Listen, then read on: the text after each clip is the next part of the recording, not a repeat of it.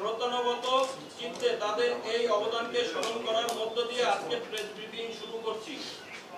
গণতন্ত্র পুনরুদ্ধারের এই চূড়ান্ত লড়াইয়ে তথ্য সংগ্রহ করতে গিয়ে আইন শৃঙ্খলা বিশ্বের সকল দেশে সকল বিপ্লবের পরে এক ও অভিন্ন চিত্ত বাহিনী অকার্যকর ও নিষ্ক্রিয় হয়ে পড়ে।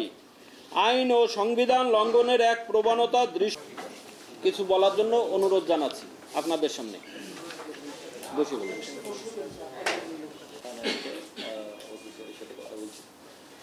তো মূলত হচ্ছে আমরা যে আন্দোলনটা করেছিলাম সেটার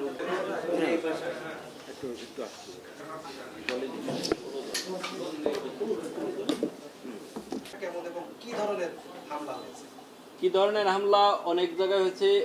তাৎক্ষণিকভাবে কিছু মনে করেন এরকম এলাকায় অনেক টোকাই শ্রেণীর কিছু লোক থাকে যাদের উদ্দেশ্যই থাকে যখন এই ধরনের কোনো একটা যেহেতু পুলিশ বাধ্য করে দিয়েছিল সেই সুযোগটা কাজে লাগিয়ে এরা কিছু ফায়দা ওঠানোর চেষ্টা করেছে, কিন্তু চেষ্টা করেও অনেক জায়গায় যেমন আমরা রূপ ধরা পড়ে।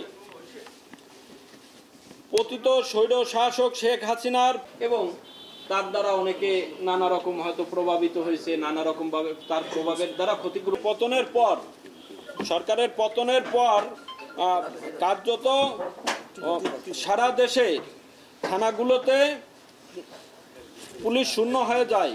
নিয়মিত আইন শৃঙ্খলা বাহিনীর অনুপস্থিতির সুযোগে সমাজের একটি গোষ্ঠী ডাকাতি লুটপাটের মতো ঘৃণ্য কাজে লিপ্ত হয়ে যায়।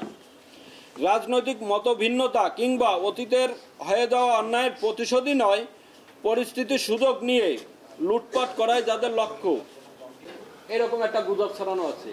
সন্ধ্যা হলেই আমরা গত 4-5 দিন যাবৎ দেখছি সন্ধ্যা হওয়ার যাদের উপর দায়টা দিয়ে অনেকে পার পেতে যাচ্ছেন। বাংলাদেশ জাতীয়তাবাদী দলের লোকজনও তার বিষয়টা তাৎক্ষণিক সমাধান করে এসেছি। কিছু কিছু জায়গায় আমরা দেখেছি যেমন বেশ কিছু এই যে রাজপথ মেম্বার ছিল আওয়ামী লীগের রানিং মেম্বার, সে মুসলিম, কিন্তু তার